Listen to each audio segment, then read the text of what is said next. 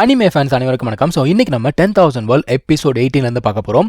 போன எபிசோட் எங்கே முடிஞ்சிருக்கோம்னா, இவங்க மலையை எக்ஸ்ப்ளோர் பண்ணணும்னு சொல்லிட்டு போயிருப்பாங்க. அந்த இடத்துல 2 பேருக்கு சண்டை நடந்திருக்கும். அங்கே தான் முடிஞ்சிருக்கும். இப்போது அந்த 2 பேருமே எந்த பக்கமும் விழுந்திருக்காங்க. அதில் ஒரு சில பேர் என்ன யோசிக்கிறாங்கன்னா, ஒருவேளை அந்த பொண்ணுக்கு அடிபட்டு இருந்துன்னு வச்சுக்கோயேன், அவள் மட்டும் செத்து போயிருந்தா அப்படின்னா அவகிட்ட நிறைய பொருட்கள் இருக்கும்ல, அதெல்லாம் நம்ம எடுத்துக்கலாம் அப்படின்னு யோசிச்சுட்டு இருக்கானுங்க. எப்படி யோசிக்கிறாங்க பாருங்க. இன்னொரு பக்கத்தில் பார்த்தீங்கன்னா நம்ம ஹீரோ, அதாவது இந்த மலையில் அந்த ஸ்பிரிச்சுவல் எனர்ஜி அப்படிங்கிறது ரொம்ப அதிகமாக இருக்குது. இவங்கிட்ட அந்த பேட்டர்ன் இருக்கு இல்லையா, அவன் என்ன பண்ணுறான், அந்த பேட்டர்னை யூஸ் பண்ணி அங்கே இருக்கக்கூடிய எனர்ஜி எல்லாத்தையுமே அப்சர்வ் பண்ண ஆரம்பிக்கிறான். இவங்க என்னதான் ட்ரெஷர்ஸ் எல்லாமே எடுத்தா கூட முதல்ல நம்ம என்ன பண்ணணும், நம்ம உடம்பை ஸ்ட்ராங் ஆக்கணும். அதை எவனுமே பண்ணல. ஆனால் நம்ம ஹீரோ அந்த ஒரு விஷயத்தில் மட்டும் எப்போவுமே பார்த்தீங்கன்னா கரெக்டாக இருப்பான். அதுக்கப்புறம் இவன் என்ன யோசிக்கிறான்னா, இப்படியே இன்னும் மலைக்கு உள்ளே போனோம்னா அங்கே இருக்கக்கூடிய எனர்ஜி இன்னும் அதிகமாக இருக்கும். அது மட்டும் இல்லாமல் ஏகப்பட்ட மூலிகைகள் அப்படிங்கிறது இருக்கும். இவன் மெயினாக வந்ததே 2 விஷயம். ஒன்று மூலிகைகள், இன்னொன்று பார்த்தீங்கன்னா ஒரு ஃபயர் அப்படிங்கிறது தேவைப்படுது. இதுக்காக தான் வந்திருக்கான்.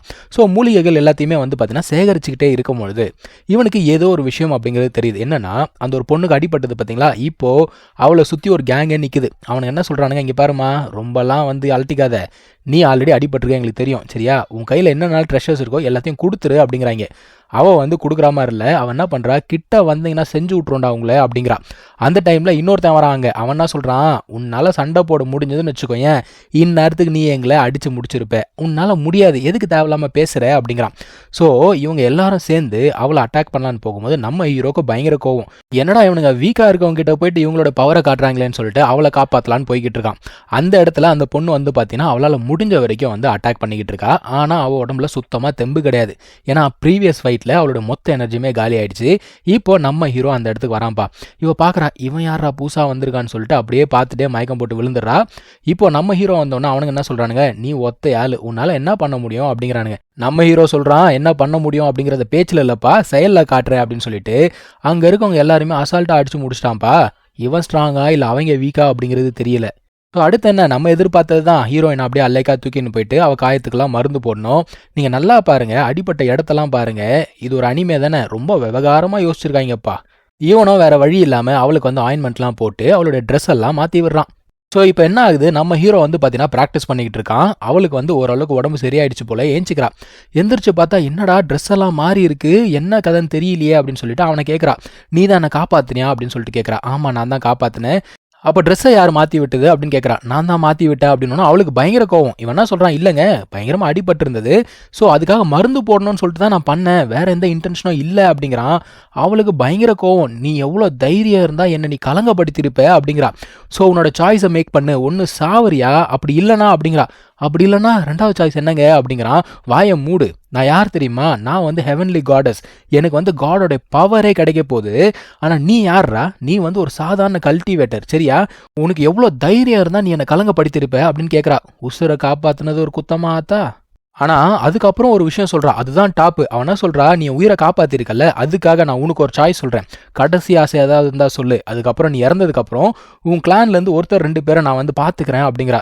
அது நம்ம ஹீரோக்கு பயங்கர கோவம் வந்துச்சு. அவனா சொல்கிறான்னா, உன்னாலலாம் என் உயிரை எடுக்க முடியாது அப்படிங்கிறான். இவன் சும்மா இல்லாமல் ஒரு வார்த்தை விட்டுறா. என்ன சொல்கிறான்னா, நீ எல்லாம் என் கண்ணில் எறும்பு மாதிரி அப்படிங்கிறா. இதே வார்த்தையை இதுக்கு முன்னாடி இன்னொரு பொண்ணு சொல்லியிருப்பா. யார் தெரியுமா, இவனுடைய பவரை முதல்ல திருட்டிட்டு போனா இல்லையா, அவள் சொல்லியிருப்பா.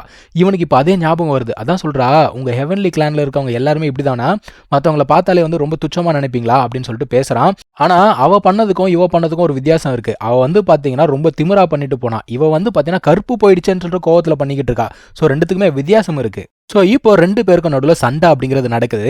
நம்ம ஹீரோக்கு பார்த்தீங்கன்னா கொஞ்சம் பவர் கம்மியாக தானே இருக்குது. இருந்தாலும் அவன் என்ன பண்ணுறான்னா, விடமாட்டேன் அப்படின்னு சொல்லிட்டு அவனோட ஃபீனிக்ஸ் பவர் அப்படிங்கிறத யூஸ் பண்ணி அட்டாக் பண்ணுறான். அந்த டைமில் ஓரளவுக்கு அட்டாக் ஒர்க் ஆகுது. இருந்தாலுமே அவன் என்ன சொல்கிறா, இந்த பவரை வச்சு உன்னால் என்ன பண்ண முடியும் அப்படின்னு சொல்லிட்டு கேட்குறான்.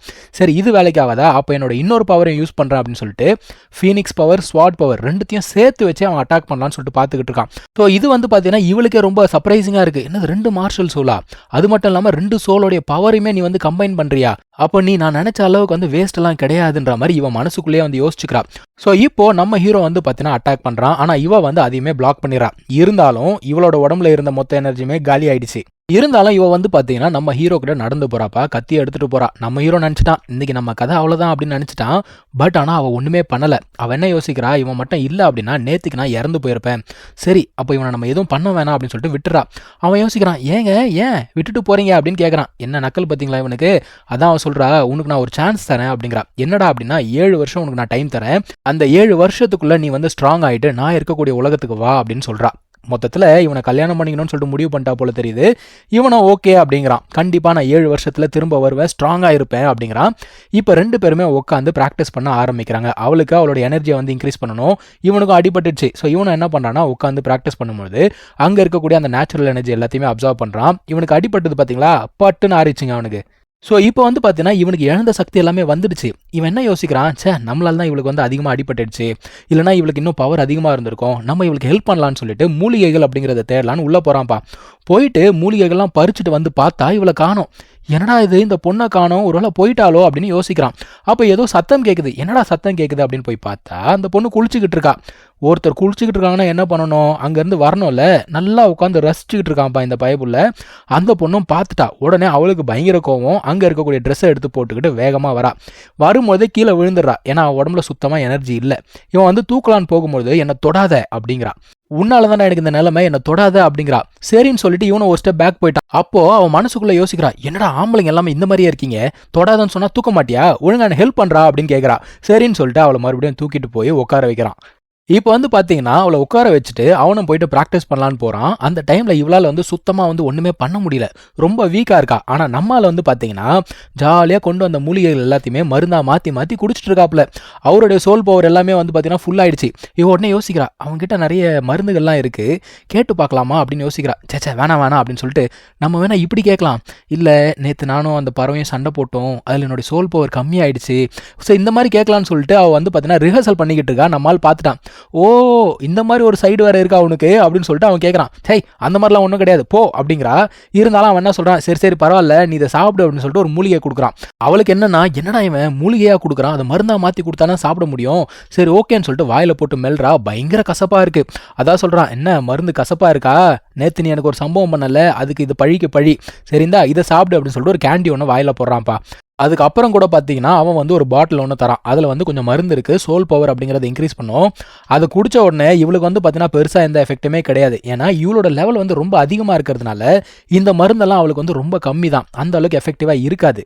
இப்போ அவன் என்ன கேட்குறான்னா, அவளுக்கு வந்து காயம் பட்டிருக்குல்ல, ஸோ அந்த இடத்துல வந்து ஸ்கார் எதுவும் வராமல் இருக்கணும், அதுக்காக ஏதாவது மருந்து இருக்கா அப்படின்னு சொல்லிட்டு கேட்குறா. அவன் என்ன சொல்கிறான், அதுக்காக என்கிட்ட எந்த மூலிகையும் கிடையாது, ஆனால் இந்த மருந்து இருக்குது, இதை அப்ளை பண்ணிக்கோ அப்படின்னு சொல்லிட்டு கொடுத்துட்டு போகிறான். அவள் வந்து பார்த்தீங்கன்னா அப்ளை பண்ணுறா. பட் ஆனால் முதுகுலலாம் காயம் இருக்குது, அவளால் அப்ளை பண்ண முடியல. அவன் என்ன பண்ணுறான்னா, வேறு வழி கிடையாது, வெளியில் இருக்கவனுக்கு குரல் கொடுத்து கூப்பிட்டு தயவு செஞ்சு உள்ளவா, எனக்கு வந்து மருந்து போடணும், ஹெல்ப் பண்ணுறியா அப்படின்னு சொல்லிட்டு கூப்பிட்றா. இவனும் வேறு வழி இல்லாமல் உள்ளே வந்து அந்த மருந்து அப்படிங்கிறத போகிறதுக்காக ஹெல்ப் பண்ணிக்கிட்டு இருக்கான்ப்பா. ஸோ மருந்து அப்படிங்கிறத போட்டு விட்டுட்டான். இவளும் வந்து பார்த்தீங்கன்னா தேங்க்யூ அப்படின்னு சொல்கிறா. அதுக்கப்புறம் இவள் உட்காந்து ப்ராக்டிஸ் பண்ணிட்டு இருக்கா. நம்மளால் ஸ்ட்ரெயிட்டாக போயிட்டு அங்கே தண்ணியிலேருந்து மீன் பிடிச்சிட்டு வராப்புல. மீன் பிடிச்சிட்டு வரும்போது அவன் என்ன சொல்கிறா, என்ன இது இப்படி நாற்று அடிக்குது அப்படிங்கிறா.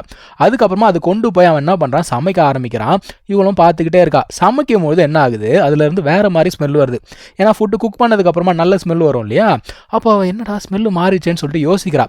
இவன் என்ன பண்ணுறான், அதை கொண்டு வந்து சொல்கிறான், யாரோ சொன்னாங்க நாற்று அடிக்குதுன்னு, இப்போ பாரு ஸ்மெல்லே மாறிச்சு, எவ்வளோ சூப்பராக இருக்குது, சரி உனக்கு வேணுமா அப்படின்னு சொல்லிட்டு கேட்குறான். அவனா சொல்கிறா, இல்லை இதெல்லாம் நான் சாப்பிட மாட்டேன் அப்படின்னு சொல்கிறா.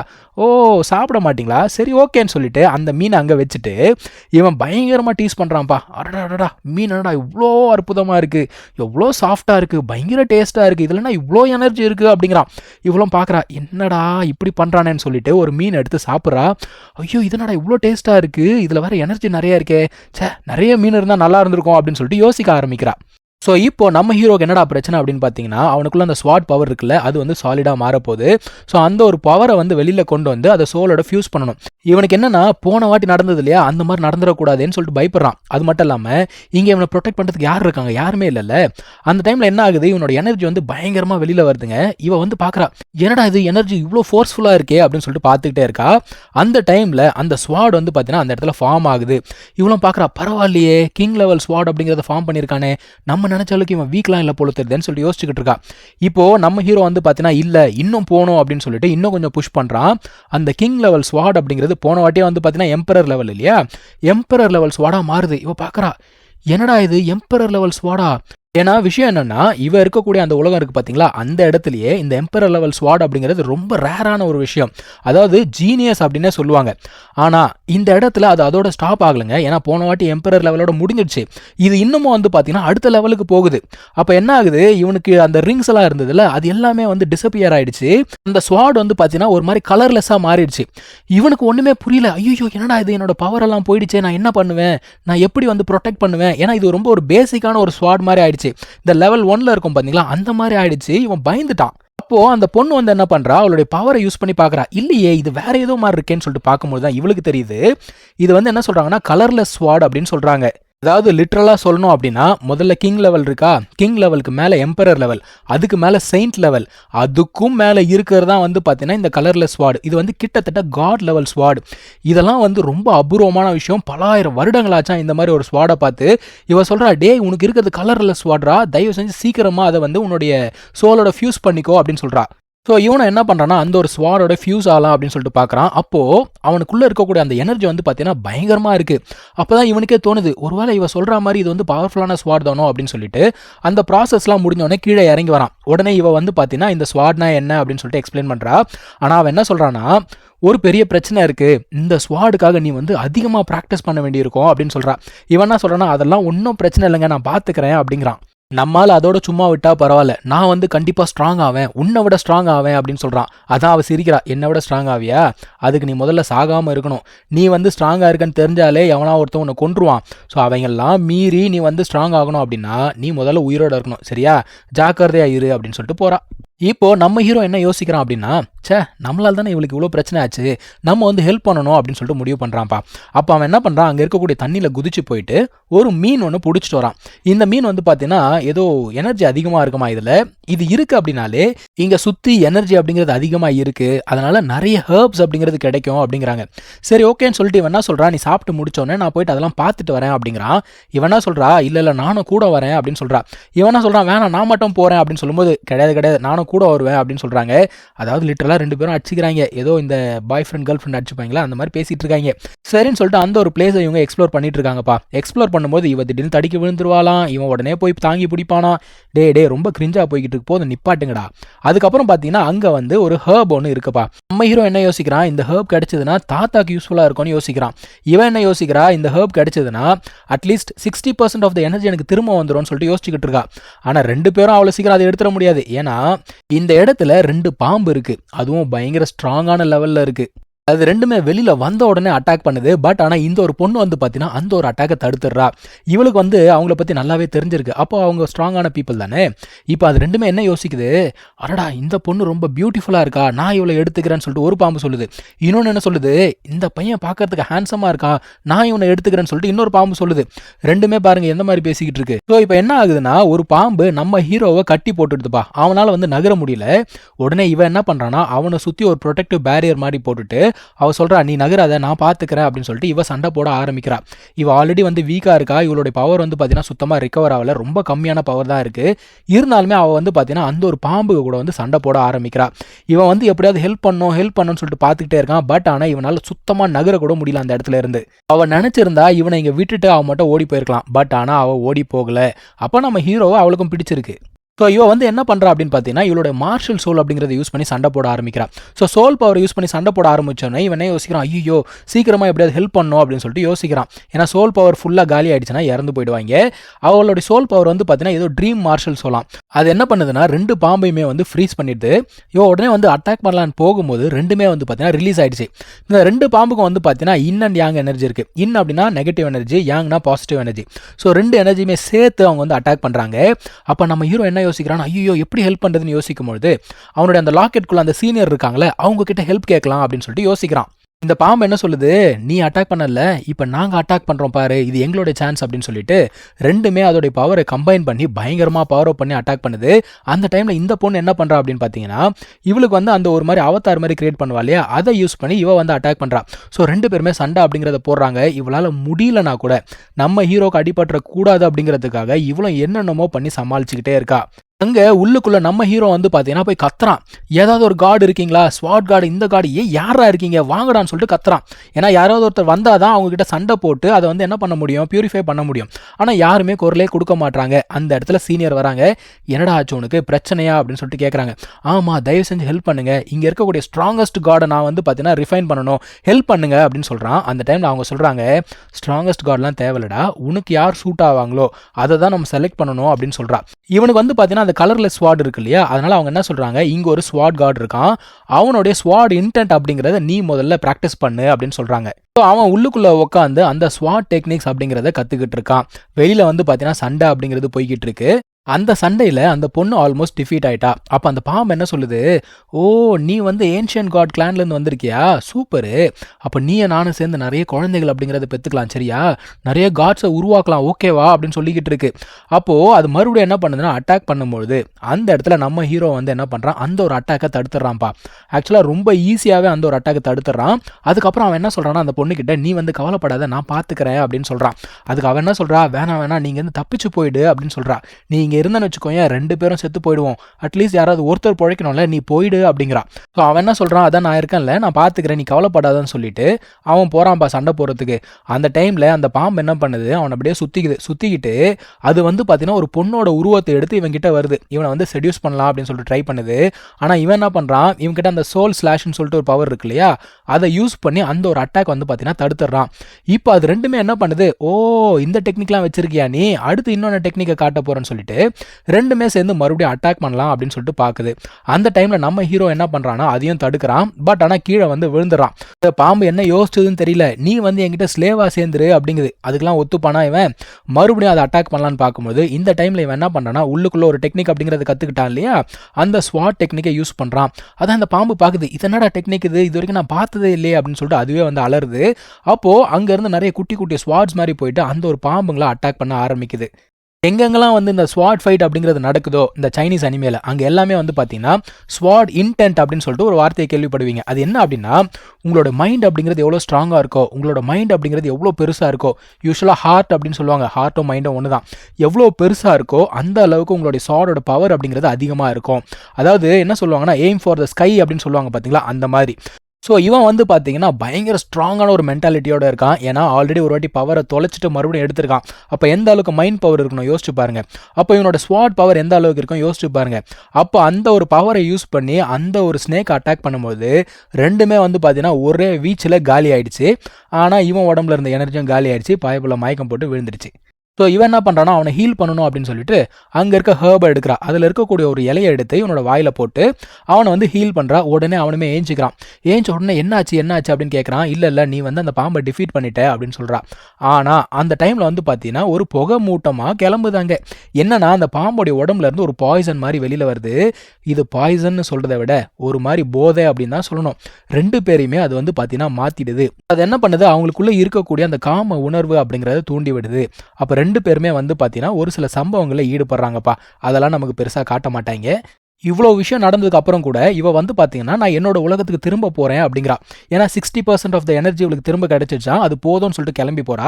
இவன் என்ன சொல்கிறான்னா, கண்டிப்பாக நான் 7 வருஷத்தில் திரும்ப வருவேன் அப்படிங்கிறான். ஆக்சுவலாக இங்கே விஷயம் என்னென்னா, அந்த ஒரு கேஸ் அஃபெக்ட் பண்ணிச்சு இல்லையா, இவ அந்த டைமில் கண்ட்ரோல்லேருந்து வெளியில் வந்துட்டா. இருந்தாலும் இவளுடைய விருப்பத்தோட தான் பார்த்தீங்கன்னா அவன் கூட வந்து அவள் சேர்ந்துருக்கா. ஆனால் நம்மால் வந்து பார்த்தீங்கன்னா கண்ட்ரோலெல்லாம் இல்லை, தெரியாமல் தான் அந்த சம்பவத்தை செஞ்சுட்டாப்புல. இப்போ இவ போனதுக்கு அப்புறமா இவன் என்ன யோசிக்கிறான்னா, ஒரு வழியாக வந்து பார்த்தீங்கன்னா மறுபடியும் ஸ்வாட் அப்படிங்கிறது இவனுக்கு கிடைச்சிச்சு. ஸோ அடுத்தது அந்த ஃபீனிக்ஸ் தான். இதை யோசிச்சுட்டே இருக்கும்போது உள்ளுக்குள்ள வந்து குரல் கேட்குது. அதாவது அந்த சீனியர் என்ன சொல்கிறாங்கன்னா, ஆமாமா சீக்கிரமாக போய் அந்த ஃபயரை தேடு அப்படிங்கிறாங்க. இவன் சுற்றி பார்க்குறான். அவங்க என்ன சொல்கிறாங்கன்னா, டே நான் இன்னும் உள்ள லாக்கெட்டில் தான்டா இருக்கேன், நீ வந்து இப்போ ஸ்ட்ராங் ஆகிட்ட இல்லையா, ஸோ உள்ளுக்குள்ளே இருந்து நான் பேசுறது உனக்கு கேட்கும், ஆனால் மற்றவங்களுக்கு கேட்காது, கவலைப்படாத அப்படிங்கிறாங்க. சரி ஓகே போ ஃபயர் தேடு அப்படிங்கிறாங்க. இவன் என்ன யோசிக்கிறான்னா, அவனுக்கு வந்து பார்த்தீங்கன்னா அந்த ஃபீனிக்ஸ் மார்ஷல் சோல் கிடச்சிச்சுன்னு வச்சுக்கோங்க, அந்த ஒரு பரியல் வந்து கம்ப்ளீட்டாக இவனோட கண்ட்ரோல்குள்ளே வந்துடும். அதுக்கப்புறம் இவன் என்ன யோசிக்கிறான், சீனியர் இவ்வளோ நேரம் நீங்கள் வந்து என்னைய கவனிச்சுட்டா இருந்தீங்க அப்படின்னு சொல்லிட்டு கேட்குறான். பட் ஆனால் அவங்க கிட்ட வந்து சுத்தமாக வந்து ரெஸ்பான்ஸே இல்லை. அவங்க என்ன சொல்கிறாங்க, இந்த பேர் எதற்கு ஒரு இடம் தெரியல, ஸ்ட்ரைட்டாக அங்கே போ, கண்டிப்பாக அந்த இடத்துல வந்து ஃபயரோட எனர்ஜி அதிகமாக இருக்கும், அங்கே போய் ப்ராக்டிஸ் பண்ணு அப்படிங்கிறாங்க. இவனும் அந்த ஒரு இடத்துல நடந்து போய் பார்க்குறான். பார்த்தா அந்த இடம் பயங்கரமாக இருக்குங்க. அங்கே இருக்கக்கூடிய ஃபயர் வந்து இவன் கையையே வந்து எரிக்குது. அதான் இவன் சொல்கிறான், ஏங்க இங்கே என்ன ஃபயர் இப்படி இருக்கே, நான் எப்படி இங்கே ப்ராக்டிஸ் பண்ணுறது அப்படின்னு கேட்குறான். ஆக்சுவலாக இவன் கிட்ட வந்து பார்த்தீங்கன்னா ஆல்ரெடி நிர்வாணா ஃபயர் அப்படின்னு ஒன்று இருக்குது. ஸோ அதை யூஸ் பண்ணால் இவனுக்கு வந்து ஒரு ப்ரொடெக்ஷன் அப்படிங்கிறது கிடைக்கும். ஸோ இந்த இடத்துல இவனால் வந்து ஈஸியாக ப்ராக்டிஸ் பண்ண முடியும். அந்த ஃபீனிக்ஸோட பவரையுமே வந்து ரொம்ப ஈஸியாக வந்து டெவலப் பண்ணிட முடியும். அதுதான் சொல்லிக்கிட்டு இருக்காங்க. இன்னொரு பக்கத்தில் ஒரு கும்பல் வருது. யார் அப்படின்னு பார்த்தீங்கன்னா, இதுக்கு முன்னாடி கத்திக்காக ஒரு சண்டை நடந்திருக்கும். அந்த இடத்துல ஒருத்தனை அடித்து துவம்சம் பண்ணியிருப்பான் இல்லையா, அந்த பையனோட சிஸ்டர் தான் இந்த இடத்துல இருக்கா. அவள் வந்து யோசிக்கிறா, அங்கே யாரும் இருக்காங்களே அப்படின்னு பார்த்தா லின்ஃபெங். இவன் தான் என்னோட பிரதரோட வாழ்க்கையே அழிச்சான், இவனை விடக்கூடாது அப்படின்னு சொல்லிட்டு, டே புருஷா அவனை சும்மா விடக்கூடாதுரா அப்படின்னு சொல்லிக்கிட்டு இருக்கா. அப்போ கூட இருக்கவன் என்ன சொல்கிறானா, இது வந்து நல்ல விஷயம் அப்படிங்கிறாங்க. என்ன அப்படின்னா, அவன்கிட்ட வந்து பார்த்தீங்கன்னா மார்ஷல் ஆர்டர் டோக்கன் இருக்குது. ஸோ அந்த டோக்கனை நீங்கள் எடுத்துட்டீங்க அப்படின்னா உங்களுக்கு ரொம்ப யூஸ்ஃபுல்லாக இருக்கும், நீங்கள் வந்து ஈஸியாக அடுத்த லெவல் போயிடலாம் அப்படிங்கிறாங்க. எல்லாருக்குமே அந்த டோக்கன் மேலே தாங்க கண்ணு. எனக்கே காண்டாவது, என்னடா டோக்கன் அது. ஸோ அடுத்து என்ன சம்பவம் நடந்ததுன்றதை நம்ம அடுத்த வீடியோவில் பார்க்கலாங்க. இதோட நான் இந்த வீடியோ முடிச்சுக்கிறேன். தேங்க்யூ ஸோ மச் ஃபார் வாட்சிங். Take care. பை.